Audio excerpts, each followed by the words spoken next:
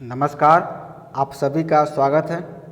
इस वीडियो में हम बात करने वाले हैं बीएड प्रथम वर्ष के पेपर कोड C2 में 2019 में जो परीक्षा के दरमियान आपसे प्रश्न पूछे गए थे उसके बारे में हम विश्लेषण करेंगे।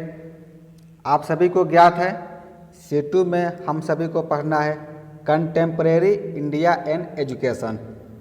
तो इस वीडियो में हम देखेंगे कि कंटेम्प्रेरी इंडिया एंड एजुकेशन में किस तरह के प्रश्न आपके मुंगेर विश्वविद्यालय मुंगेर एवं तिलका माझी भागलपुर विश्वविद्यालय भागलपुर के परीक्षा में पूछे जाते हैं। तो चलिए शुरू करते हैं हम अपने इस वीडियो को। आपका पेपर कोड C2 जो है आप सभी को ज्ञात ही होगा, ये 100 मार्क्स का है, जिनमें से 80 नंबर की परीक्षा आपके विश्वविद्यालय के द्वारा आयोजित की जाती है और 20 नंबर आपको आपके महाविद्यालय से प्राप्त होते हैं। यानी जहां से आप बीएड कर रहे हैं वहां से आपको 20 नंबर मिलेंगे और 80 नंबर की परीक्षा आपके विश्वविद्यालय के द्वारा आयोजित की जाएगी। यह प्रश्न पत्र जो हम अभी आपके समक्ष लेकर आए हैं ये 2019 का है। इसमें कुछ निर्देश दिए गए हैं आप सभी के लिए, जिनमें से सबसे महत्वपूर्ण निर्देश ये है कि प्रत्येक इकाई से एक एक प्रश्नों का चयन करते हुए आपको कुल 5 प्रश्नों के उत्तर देने हैं। यानी कि इस पूरे प्रश्न पत्र में 5 यूनिट 5 इकाई दिया गया है। एक इकाई में 2 प्रश्न आपको दिए हुए रहेंगे और जिनमें से किसी एक प्रश्न का उत्तर आपको देना है। 5 इकाई हैं और 2 प्रश्न हैं, यानी कि कुल आपको 10 प्रश्न पूरे यूनिट में हमको मिलेंगे। इस प्रश्न पत्र में कुल 10 प्रश्न दिए गए हैं, जिनमें से आपको 5 प्रश्नों का उत्तर देना है। लेकिन ध्यान आपको ये रखना है कि प्रत्येक इकाई से एक एक प्रश्नों का चयन करना है, उसके उपरांत 5 प्रश्नों के उत्तर देने हैं। तो चलिए हम देखते हैं कि आपके इकाई 1 में वो पहला प्रश्न कौन सा है। तो पहला प्रश्न आपसे पूछा जा रहा है, प्राचीन काल की शिक्षा के मुख्य विशेषताओं की विवेचना कीजिए। जैसे कि आपका C2 पेपर कोड है कंटेम्प्रेरी इंडिया एंड एजुकेशन, तो पहला प्रश्न आपसे यही पूछा गया है कि प्राचीन काल की शिक्षा के मुख्य विशेषताओं की विवेचना करें। यानी कि एंशिएंट पीरियड का जो एजुकेशन सिस्टम था उसके बारे में आपको बताना है। इकाई 1 का ही दूसरा प्रश्न है जो कि ऑप्शनल है, आप दोनों में से किसी एक प्रश्न का उत्तर दे सकते हैं। तो दूसरा प्रश्न में आपसे पूछा जा रहा है, चार्टर 1813 की महत्व को स्पष्ट कीजिए, इसके मुख्य संस्तुतियों को लिखिए। 1813 का जो मेजर इम्पोर्टेंस था वो हमको रिकमेंडेशन करते हुए लिखना है चार्टर 1813 के बारे में। उसी तरह इकाई 2 की यदि हम बात करें तो इकाई 2 का पहला प्रश्न, यानी कि आपके प्रश्न पत्र के अनुसार तीसरा प्रश्न दिया गया है, प्लेटो के शैक्षिक विचारों का मूल्यांकन कीजिए। उन्होंने शिक्षा के सिद्धांतों तथा व्यवहार को किस प्रकार प्रभावित किया है। इस प्रश्न पत्र में आपको प्लेटो के शैक्षिक विचार का मूल्यांकन करना है। और चौथा प्रश्न आप सभी के लिए है, शिक्षा और साक्षरता में क्या अंतर है, शिक्षा की विशेषताओं को स्पष्ट कीजिए।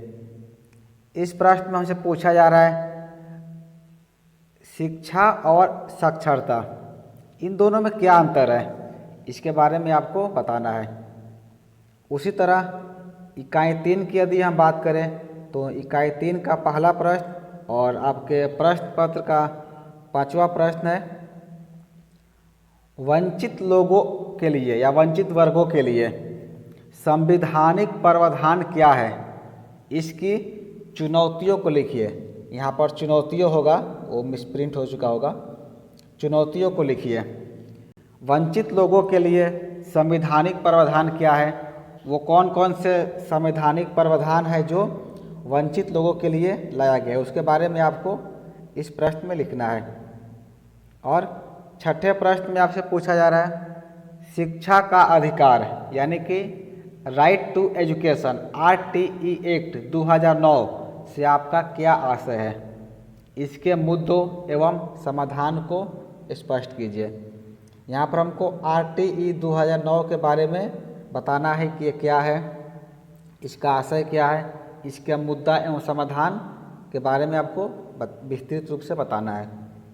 उसी तरह इकाई 4 का पहला प्रश्न यानी कि 7वां प्रश्न आपसे पूछा जा रहा है राष्ट्रीय शिक्षा आयोग 1964 एंड 66 की संस्तुतियों एवं सुझावों का समीक्षात्मक विश्लेषण कीजिए।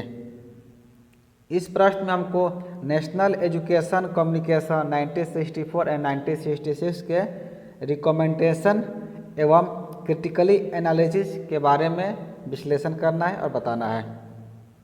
और इस प्रश्न पत्र का 8वां प्रश्न है विद्यालय के विकास में समुदायों की क्या भूमिकाएं हैं, समुदायों की क्या भूमिकाएं हैं, इसके महत्व को लिखिए। कोई भी विद्यालय के विकास में जो वहाँ के समुदाय होते हैं उनकी क्या भूमिका होती है, इसके बारे में आपको लिखना है। और इस प्रश्न पत्र का अंतिम इकाई यानी कि इकाई 5 का पहला प्रश्न है आप सभी के लिए राष्ट्रीय अध्यापक शिक्षा परिषद के उद्देश्य क्या हैं, इसके कार्यों की विवेचना कीजिए। और 10वां प्रश्न यानी कि इस प्रश्न पत्र का अंतिम प्रश्न है एकेडमिक कैलेंडर के महत्व को लिखिए। अध्यापकों एवं छात्रों के लिए यह कैसे सहायक होता है।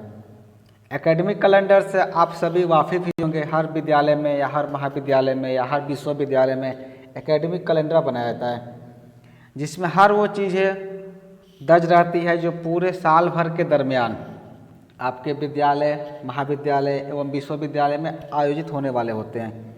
तो आपको ये बताना है कि एकेडमिक कैलेंडर का महत्व क्या है, अध्यापकों एवं छात्रों के लिए यह कैसे सहायक होता है, इसके बारे में आपको प्रश्न संख्या 10 में बताना है।